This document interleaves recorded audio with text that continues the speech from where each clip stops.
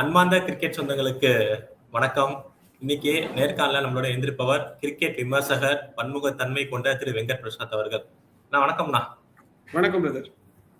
ஒரு 18-19 வருஷம் ஒரு லெகசி சிஎஸ்கேல இருந்த திரு ஸ்டீஃபன் ஃபிளெமிங் அவர்களோட இது இப்ப நேற்றையோட முடிஞ்சு போச்சு. அவர் கோச் அந்த பதவியிலிருந்து விலகி விட்டார். என்ன காரணம்? இதோட பின்னணி என்ன? ஆக்சுவலாக ஃபர்ஸ்ட் நம்ம ஒரு கிரிட்டிசைஸ் பண்ணுறதுக்கு முன்னாடி we have to say a very big thanks. ஓகேங்களா? ஏன்னா ஒரு ஐபிஎல் அப்படின்ற ஒரு டோர்னமெண்ட் ஆரம்பிக்கும் போது இது எப்படி இருக்கும்னு யாருக்குமே தெரியாத ஒரு சுச்சுவேஷன் இருந்தப்போ, அப்போ ஒரு T20ல ஒரு வேர்ல்ட் கப் சக்சஸோட வந்த தோனி அவர்களை கேப்டனா எடுத்ததோடு மட்டும் இல்லாமல் நிறைய ஃபாரின் பிளேயர்ஸை உள்ள கொண்டு வந்து, நிறைய ஜூனியர் பிளேயர்ஸை உள்ள கொண்டு வந்து, அப்பெல்லாம் பாத்தீங்கன்னா ரவீந்திர ஜடேஜா ஜூனியரு, அதுக்கப்புறம் இவர் ஜூனியரு, அஸ்வின் ஜூனியர், அது மாதிரி நிறைய பிளேயர் அவங்க சூப்பரா எல்லாரையும் க்ரூம் பண்ணி கிட்டத்தட்ட 2021 வரைக்கும் மெமரிஸ் ரைட், எல்லா சீசன்லயுமே we went to playoff. ஒரு 2 சீசன் அந்த கான்ட்ரவர்சினால நம்ம விளையாடாம இருந்தோம் பேன்னால. அதை தவிர்த்து எல்லா சீசன்லுமே we went to playoff. அப்படிங்கிறப்போ அந்த அளவுக்கு சூப்பரா டீமை கோச் பண்ணாரு ஸ்டீஃபன் ஃபிளெமிங். அதை நம்ம மறக்கவே கூடாது.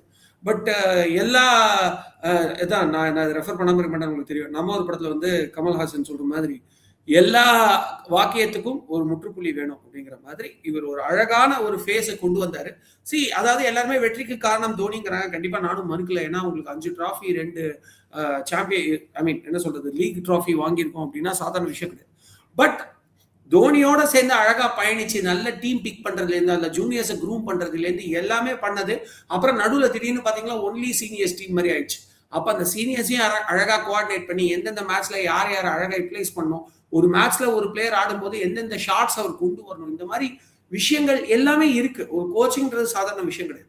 அதே மாதிரி அந்த டீம் மேனேஜ்மெண்ட்டுங்கிறது முக்கியம். யாருக்கும் ஒருத்தருக்கு ஒருத்தர் அந்த ஈகோ கிளாஷஸ் எதுவுமே இல்லாம அப்படி ஒரு கோஆர்டினேஷனா கொண்டு போறதுக்கு ஒரு கோச்சோட ரோல் கண்டிப்பா இருக்கு.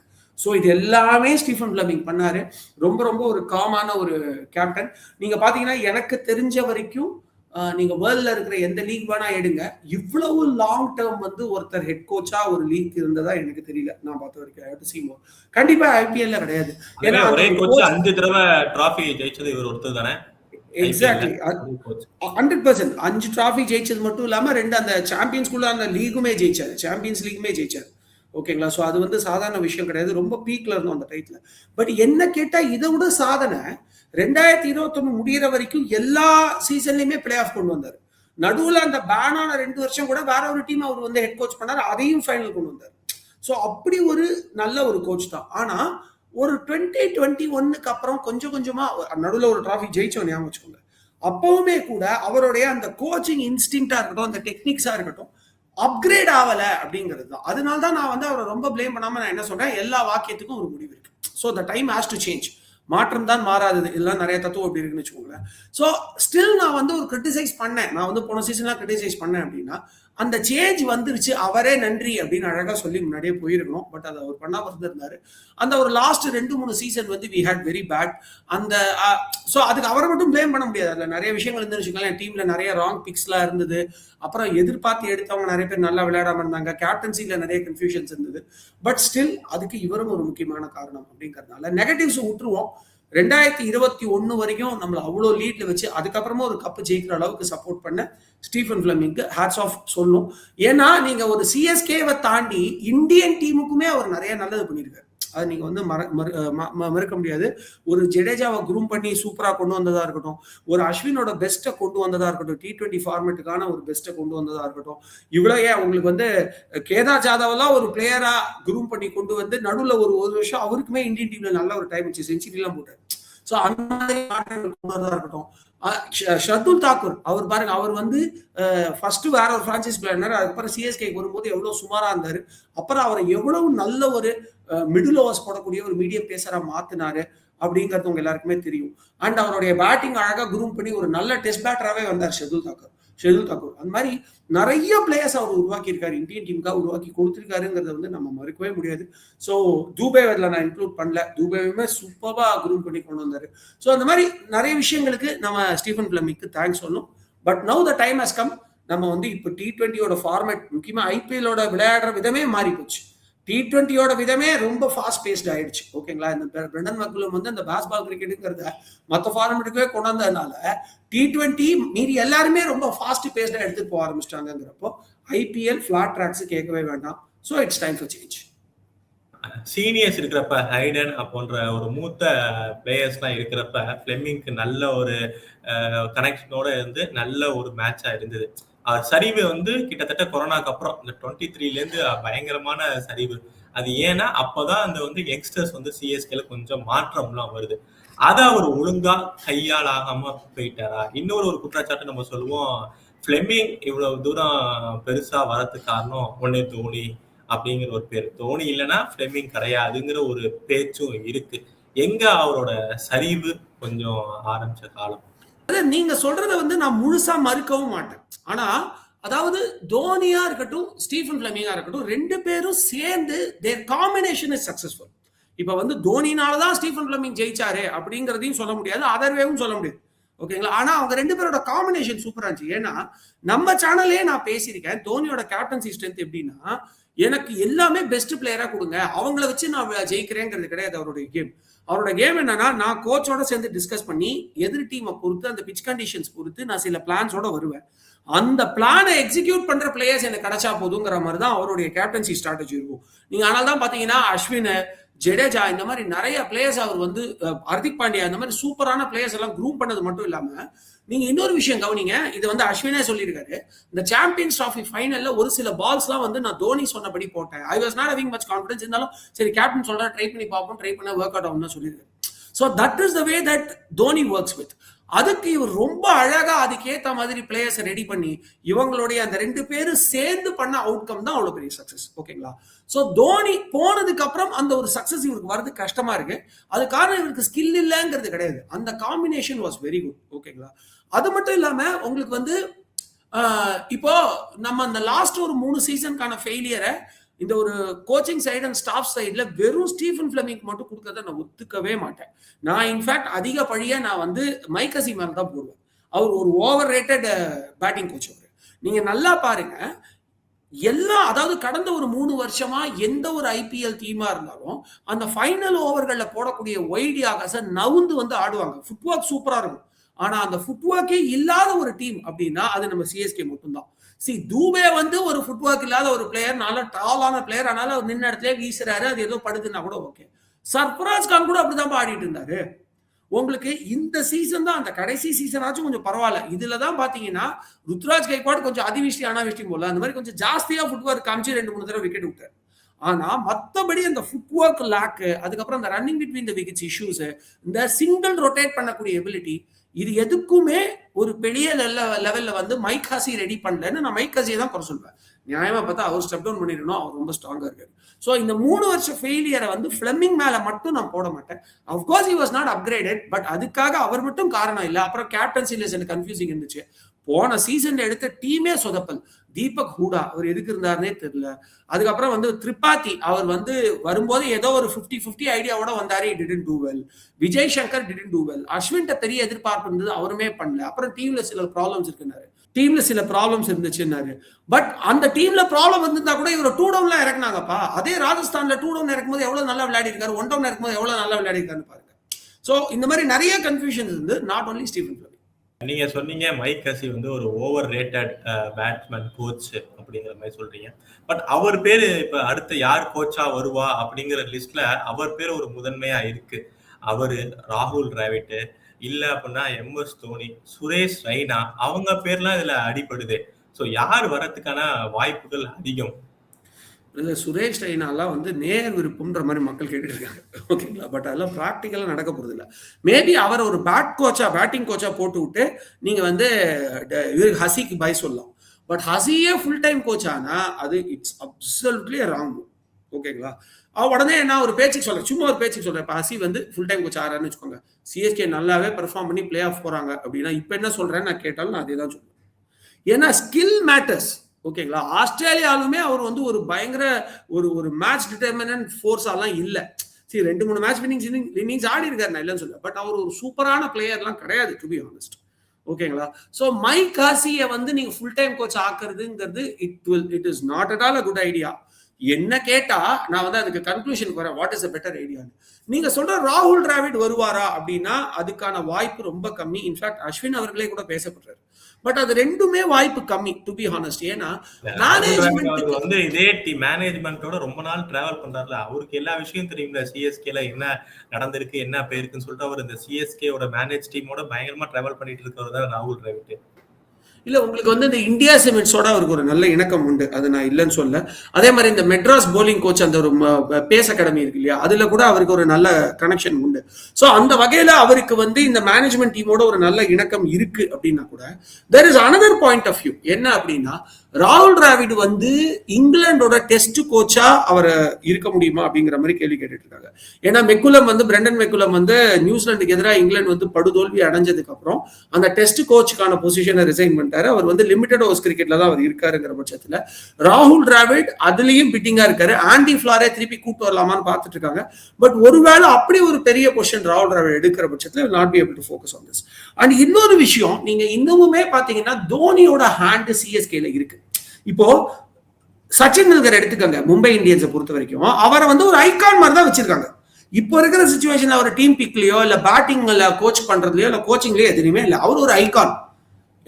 மும்பை இந்தியன்ஸோட கடைசி மேட்சஸ்லயே முக்கியமான மேட்ச் ஃபர்ஸ்ட் மேட்ச் எல்லாம் வந்துருவாரு. So to pull in audience, to give some encouragement, to give some talk to all the players. அப்படி அந்த மாதிரி நீங்க தோனியை இனிமே நான் ஒரு ஐகானா தான் வச்சுக்க போறேங்கிற பட்சத்துல, நீங்க ஃபுல் இண்டிபெண்டன்ஸ் கொடுக்குற பட்சத்துல ராகுல் டிராவிடும் வெரி குட் கால், அஸ்வினும் வெரி குட் கால்.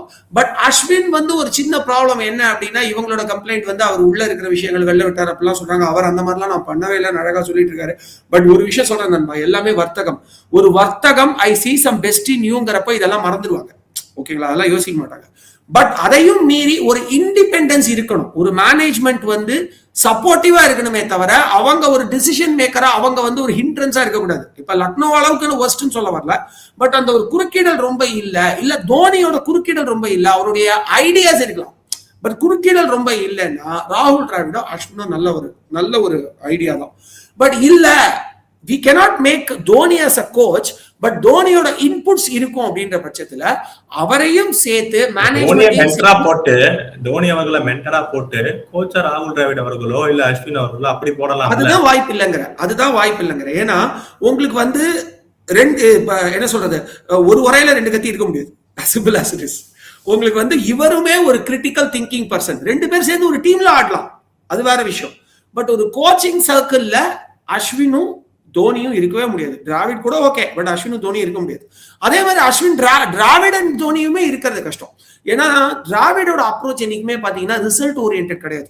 நீங்க வந்து அண்டர் 19 டீம்ல வந்து இவங்கெல்லாம் நான் சொல்றது சுப்மன் கில் இவங்களெல்லாம் குரூப் பண்ணிட்டு வரும்போது அவங்க கிட்ட போய் கேட்டீங்கன்னா டிராவிட பத்தி அழகா ஒரு பழைய இன்டர்வியூல சொல்லியிருப்பாங்க. ரிசல்ட் பத்தி நீ கவலைப்படாத, மேட்ச் ஜெயிக்கிறோமா தோக்குறோமான்றது இல்ல மேட்டர். அந்த ரிசல்ட்ல உன்னுடைய பாசிட்டிவ் இம்பாக்ட் என்ன, இதுக்கு தான் நீ விளையாடணும். It's a progress. நீ வந்து முந்தைய விட இப்ப பெட்டரா ஆடுறியா, உன்னோட பெஸ்ட் நீ டீம் கொடுத்துருக்கியா, அதுக்கப்புறமும் ரிசல்ட் வரல, டீமுக்கு ரிசல்ட் வரல அப்படிங்கிறது வந்து அந்த மேட்ச்ல இருக்கிற கண்டிஷன்ஸ். ஸோ ரிசல்ட்டை பார்க்கறத விட பெஸ்ட் கொடுக்க பாரு அப்படிங்கிறது அவருடைய கேம். ஸோ அவரு உடனடி ரிசல்ட்னு பார்க்கறத விட அடுத்த ஒரு 4-5 சீசனுக்கு யோசிப்பாரு. What Mumbai Indians do. Mumbai Indians மேல நிறைய கான்ட்ரவர்ஷியல் தாட்ஸ் இருந்தா கூட இந்தியன் டீமுக்கு ஏகப்பட்ட பிளேயர்ஸ் அவங்க கொடுத்துருக்காங்கிறத மறுக்கவே முடியாது. அதே மாதிரி ஒரு 3 சீசனுக்கு அப்புறம் நல்லா விளையாட போற பிளேயரை இப்போல இருந்தே உருவாக்குவாங்க. ஸோ அந்த மாதிரி ராகுல் டிராவிட் அப்ரோச் இருக்கும். பட் இப்போ ஒரு இமீடியட் ரெஸ்பான்ஸ் வேணும், அதுவும் தோனியோட தாட் திங்கிங் ப்ராசஸ்க்கு வந்து இது ரெண்டும் ஜெல்லாவும் எனக்கு தோணல. ஸோ ராகுல் டிராவிட் கன்சிடர் பண்றதா இருந்தா Dhoni should have less control, அப்பதான் முடியும். அப்ப தோனிக்கு கண்ட்ரோல் இருக்கு அப்படின்னா அப்ப பெஸ்ட் ஆப்ஷனா யார் இருப்பாங்கன்னா ஜோனத்தன் ட்ராட்னு ஒருத்தர் பேசிட்டு இருக்காங்க. ஜோனத்தன் ட்ராட்னு அவர் வந்து பாத்தீங்கன்னா ஆப்கானிஸ்தானுடைய கோச்சா இருந்தவர். இப்ப சமீபத்துல 2026 வரைக்கும் 2022 நினைக்கிறேன் 2லேருந்து 2026 வரைக்கும் இருந்தாரு. ஃபேபுலஸா ஆப்கானிஸ்தான் டீமை கொண்டு வந்தாரு. ஒரு சூப்பரா வந்து T20 வேர்ல்ட் கப் 2024 செமிஃபைனலுக்கே கொண்டு வந்தாரு. இன்ஃபேக்ட் கண்டிஷன்ஸ் ரொம்ப டஃபான கண்டிஷன்ஸ்ல. அதே மாதிரி 2023 வேர்ல்டு கப்ல தேவர் செமிஃபைனல் கண்டெண்டர்ஸ் ஆப்கானிஸ்தான். எங்கேருந்தோ வந்தாங்க. பங்களாதேஷ்லாம் வருஷ கணக்கில் விளையாடிட்டு இருக்கான், கிட்ட கூட வர முடியல. But Afghanistan did it. அந்த ஒரே ஒரு மேட்ச் ஆஸ்திரேலியா கிட்ட இன்னும் ஒரு 2 விக்கெட் எடுத்திருந்தாங்கன்னு வச்சுக்கோங்க, அந்த இவரோட கேட்சை பிடிச்சிருந்தாங்கன்னு வச்சுக்கோங்க, மேக்ஸ்வெலோட கேட்சை பிடிச்சிருந்தா செமிஃபைனலுக்கு வந்திருப்பாங்க. நம்மளும் கப் அடிச்சிருப்போம். ஆனா பாயிண்ட் என்ன அப்படின்னா, அந்த அளவுக்கு சூப்பரா கோச் பண்ண ஜானத்தன் த்ராப் வந்து கிட்டத்தட்ட ஸ்டீஃபன் ஃபிளமிங் மாதிரியே தான். ஒரு சைலண்டா தேவையான விஷயங்களை எடுத்துட்டு போய் ஒரு பேட்டிங் கோச்சோட இன்புட்ஸ்க்கு இம்பார்ட்டன்ஸ் கொடுப்பாரு. நம்ம அஜய் ஜடேஜா, ரவீந்திர ஜடேஜா இல்ல அஜய் ஜடேஜா, உங்களுக்கு எல்லாம் தெரியுமான்னு தெரியல, ஒரு காலத்துல சூப்பர்பான பிளேயர், இந்தியன் டீமோட வைஸ் கேப்டனா வந்தாரு, கேப்டனாவும் கொஞ்ச நாள் இருந்தாரு. அந்த அஜய் ஜடேஜா அவர் வந்து எங்க 90s ஓட ஃபேவரட் பேட்ஸ்மேன் லிஸ்ட்ல அவரு இருந்தவர் தான். பரவாயில்ல, நீங்க ஞாபகம் வச்சிருக்கீங்கன்றது சந்தோஷமான விஷயம். சோ அஜய் ஜடேஜா வந்து பேட்டிங் கோச்சா இருந்தாரு இவங்களுக்கு, யாருக்கு, ஆப்கானிஸ்தானுக்கு. அப்படி இருக்கிற காலகட்டத்துல ஜோனத் வந்து வாஸ் ஹெட் கோச், அவ்வளோ அழகா கோஆர்டினேட் பண்ணாரு. ஓகேங்களா, ஒரு போலிங்ல அஜய் ஜடேஜா சொல்ற ஐடியாவுக்கு இவர் இண்டிபெண்டன்ஸ் கொடுப்பாரு. எப்படி ஆர்சிபில உங்களுக்கு வந்து ஒரு ஆன்டி ஃபிளார் கோச்சாவே இருக்கும்போது கூட தினேஷ் கார்த்திகோட ஐடியாஸ்க்கெல்லாம் இவர் ஓகே சொல்லுவார். தினேஷ் கார்த்திக் போய் சொல்லுவார் போலிங் யாரு கொடுக்கணும், ஒரு மேட்ச் நடக்கவே நடந்துச்சு. சோ அந்த மாதிரி ஒரு கோச்சா வந்து ஜானத் ராட் அவரை உள்ள கொண்டு வந்தா நிறைய வாய்ப்புகள் இருக்கு. ஏன்னா இப்ப அவருடைய கேப், அவருக்கு ஒரு கேப் உருவாயிருக்கு. அவர் வந்து பாத்தீங்கன்னா பிரான்சிஸ் டீமையும் அழகா கோச் பண்ணிருக்காரு. இப்போதைக்கு மூவ் அவுட் ஆஃப் ஆப்கானிஸ்தான், அதனால அவருக்கு அங்க ஒரு ஸ்பேஸும் இருக்கு. சோ எனக்கு தெரிஞ்சு ஜானத் ராட்டை உள்ள கொண்டு வர நிறைய வாய்ப்புகள் இருக்கு. அதே மாதிரி பிரெண்டன் மெக்குலம் பத்தி பேசப்படுது. பிரெண்டன் மெக்குலம் வந்து பாத்தீங்கன்னா இங்கிலாண்டோட டெஸ்ட் டீம்ல இருந்தா விலகி இருக்காரு, தவிர லிமிடெட் ஓவர்ஸ்ல அவர் இன்னும் இருக்காரு. பிரெண்டன் மெக்குலம் வந்தா இன்னும் வேற மாதிரி இருக்கும். ஏன்னா அவர் வந்து பாத்தீங்கன்னா அவர் நியூசிலாண்டர் தான் இருந்தாலும் அவர் வந்து இஸ் நாட் ஸ்டீஃபன் ஃபிளமிங். அவர் வந்து டெஸ்ட் கிரிக்கெட்லேயே நீ பேஸ்பால் கிரிக்கெட் அடிச்சு ஆடுன்னு இங்கிலாண்டை சொல்லி கொடுத்தவர். கொஞ்சம் காலத்துக்கு அது மிரட்டவும் செஞ்சிச்சு. It was not successful. But இந்த பிரான்சைஸ் கிரிக்கெட்டுக்கு இப்ப இருக்கிற சிச்சுவேஷனுக்கு ஒர்க் அவுட் ஆகும். ஸோ பிரெண்டன் மெக்குலமும் கன்சிடர் பண்ணலாம். ஸோ என்ன பொறுத்த வரைக்கும் if somebody has to coordinate with Dhoni and others in the team, Hemant Badani இல்ல ஃபர்ஸ்ட் ஆப்ஷன் என்ன பொறுத்த வரைக்கும் ஜானதன் ட்ராட், மெக்குலம் இல்ல ஹேமந்த் பதானி. பட் ஹேமந்த் பதானிக்கு நிறைய ப்ரோஸ் அண்ட் கான்ஸ் இருக்கு. எப்படி அஸ்வின் அவர்களுக்கு வந்து ஒரு பெரிய அட்வான்டேஜ் இருக்கோ சிஎஸ்கே பிளேயர் தாண்டி ஒரு தமிழ்நாட்டு பிளேயர், அதே அட்வான்டேஜ் வந்து ஹேமந்த் பதானி அவர்களுக்கும் இருக்குல்ல, அவருக்கு என்ன ப்ரோஸ் அண்ட் கான்ஸ் இருக்கு? ஹேமந்த் பதானியோட ப்ரோஸ் அண்ட் கான்ஸ் என்னன்னு பாத்தீங்கன்னா, ஒரு விஷயம் நான் ஒத்துக்கிறேன், அவர் டிஎன்பிஎலுக்கும் இருந்திருக்காரு, இந்த பிச் கண்டிஷன்ஸ் அவருக்கு ரொம்ப நல்லா தெரியும். ஆனா பாயிண்ட் என்னன்னா, ஆரம்பத்துல இந்த சீசன்ல ரொம்ப சூப்பரா பண்ணாரு டெல்லிக்கு. ஓகேங்களா, அவர் வந்து பாத்தீங்கன்னா ஒரு மேட்ச் வந்து ரொம்ப வைரலா பேசப்பட்டது. அதாவது இந்த சிச்சுவேஷன்ல மில்லர் தான் போகணுங்கிறப்ப ஓடி வந்து இல்ல ஸ்டப்ஸ் உள்ள போட்டு அந்த பக்கம் ரிஸ்வி சூப்பரா ஆடிட்டு இருக்கான்னு சொல்லி அந்த ஒரு மேட்ச் எல்லாருக்கும் ஞாபகம் இருக்கும். ஸோ அவர்கிட்ட அந்த ஒரு சூப்பர் அப்ரோச் இருக்கு. பட் அவர் ஒரு மொமெண்ட்ல கொஞ்சம் டூ மச் அக்ரெசிவா போயிடுறாரு, இல்லைன்னா ஒரு கேப்ஸ் அந்த இடத்துல விட்டுறாரு. சிம்பிளா சொல்றேன் பிரதர், பொரேல மட்டும் அவங்க ஓப்பனிங்கா இறக்கியிருந்தாங்கன்னா டெல்லி கண்டிப்பா பிளே ஆஃப் வந்து. ஸோ அந்த மாதிரி எதுவும் மிஸ்டேக்ஸ் பண்ணாம அந்த ஓவர் திங்கிங் அப்படிங்கிறத விட்டுட்டு அவர் அந்த கண்டிஷன்ஸ்க்கு ஏற்ற மாதிரி விளையாடினா சூப்பர். ஆனால் தான் நான் சொல்றேன், தோனியோட இவர் வரும்போது அட்வான்டேஜ். ஏன்னா அந்த விஷயங்கள் எல்லாம் Dhoni will be able to give wonderful inputs there. ரெண்டு பேரும் கிட்டத்தட்ட ஒரே age group. In fact Hemant Badani little more senior. And Hemant Badani Sourav கங்குலியோட காலகட்டத்தில் இருந்தவர், அதனால அவருக்கு அந்த ஒரு ஐடியாஸும் இருக்கும். ஸோ எனக்கு தெரிஞ்சு it will be a very good option. But அதுல இருக்கிற சில கான்ஸ் என்னன்னா, அவர் கொஞ்சம் ஓவர் திங்கிங், ஓவர் எக்ஸ்பெரிமெண்ட்ஸ் பண்ணக்கூடாது. அதுதான் பாயிண்ட். ஓவர் திங்கிங்கோட வந்து ஓவர் எக்ஸ்பெரிமெண்ட்ஸ் அவர்கிட்ட உண்டு. அந்த எக்ஸ்பெரிமெண்ட்ஸை வந்து கட்டுப்படுத்திக்கிட்டு இந்த டீம்ல எக்கச்சக்க சேஞ்ச், அதுதான் இன்ஃபேக்ட் சிஎஸ்கேவோட பிரச்சனையாவே இருந்துச்சு. அந்த பிரச்சனையா அவர் டெல்லிக்கும் பண்ணாரு. அப்படி இல்லாம அவர் பண்ணாருன்னா Hemant Badani has got some advantage. ஏன்னா அந்த ஹோம் அட்வான்டேஜ் அவருக்கு கண்டிப்பா இருக்கு. ஹோம் பிளேயர்ஸ் ஆனா நம்ம கிட்ட நிறைய இல்லைனாலும் ஹோம் கண்டிஷன்ஸுக்கு ஏற்ற மாதிரி அவரை ரெடி பண்ணுவாரு. குர்ஜீத் சிங் இருக்காரு பாத்தீங்களா, அவரை செமையா ரெடி பண்ணுவார். ஏன்னா அவர் தமிழ்நாட்டுக்கு விளையாடிட்டு இருக்காரு. அதனால குர்ஜீத் சிங் வந்து will play across all the matches Badauni வர பட்சத்துல. ஸோ ஒரு அட்வான்டேஜ் இருக்கு. பட் அகைன் அந்த ஓவர் எக்ஸ்பெரிமெண்ட்டை மட்டும் ஒரு கட்டுப்படுத்திட்டாருன்னா ஐ திங்க் தோனி வந்து ஒரு மென்டாரா இருந்தாலுமே இந்த காம்பினேஷன் நல்லா இருக்கும். பட் என்னுடைய சஜஷன் பிரதர், நான் டோட்டலா வேற வேர்ல்ட்ல யோசிக்கிறேன். ஷேன் வாட்சனையும் ஹெட் கோச்சா யோசிச்சுட்டு இருக்காங்க. அந்த இடத்துல அப்படியே நான் கதையை மாத்துவேன். நீங்க தோனியவே ஹெட் கோச் ஆகலாம். ஓகேங்களா, ஏன்னா தோனி ஆல்ரெடி சொல்லியிருக்காரு, நான் எப்படி இருந்தாலும் இந்த கேம்பெயின் இந்த ஒரு பிரான்சைஸ்ல தாங்க இருப்பேன். ஒன்னு நான் பிளேயரா இருப்பேன், இல்லைன்னா இந்த டீம்ல வந்து ஒரு அந்த சப்போர்ட் ஸ்டாஃப்ஸ்ல யாராவது ஒருத்தரா இருப்பேங்கிற மாதிரி, நாட் டைரக்ட்லி பட் இன்டைரக்டா அப்படி மீன் பண்ணி சொல்லியிருக்காரு.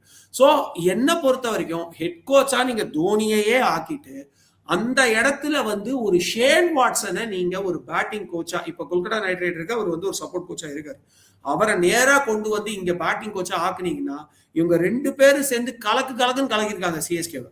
ஸோ சூப்பரா ரெடி பண்ணுவாங்க. அண்ட் ஷேன் வாட்சனுக்கு நல்ல ஒரு பிரான்சைஸ் நாலேஜ் உண்டு. அவர் வந்து பாத்தீங்கன்னா நிறைய நல்ல நல்ல பிரான்சைஸ்க்கெல்லாம் கோச் பண்ணியிருக்காரு. ஒரு மொக்க பிரான்சைஸா இருந்த ஒரு பிரான்சைஸே வந்து பாத்தீங்கன்னா ஃபர்ஸ்ட் டைம் பிளே ஆஃப்க்குலாம் கொண்டு வந்தார். ஐ திங்க் பாகிஸ்தான்ல ஏதோ ஒரு பிரான்சைஸ் நினைக்கிறேன். ஸோ அப்படிப்பட்ட ஒரு நல்ல கோச் தான் அவரு. பட் அவர் ஹெட் கோச்சானால யோசிக்க முடியல. மேபி இப்படி ஒரு காம்பினேஷன் அவரை ஹெட் கோச்சா வச்சு மென்டாரா நீங்க தோனியை வைக்கலாம் அப்படின்னா, மறுபடியும் பேட்டிங் கோச்சா நீங்க வந்து மைக் ஹசியை வச்சுட்டு இருக்கும் போது there will be a confusion. So என்ன பொறுத்த வரைக்கும் ஷேன் வாட்சனையோ இல்ல ரெய்னாவையோ ஒரு பேட்டிங் கோச் ஆக்கிட்டு தோனியே ஹெட் கோச்சா வந்தா தாறுமாறா இருக்கும்.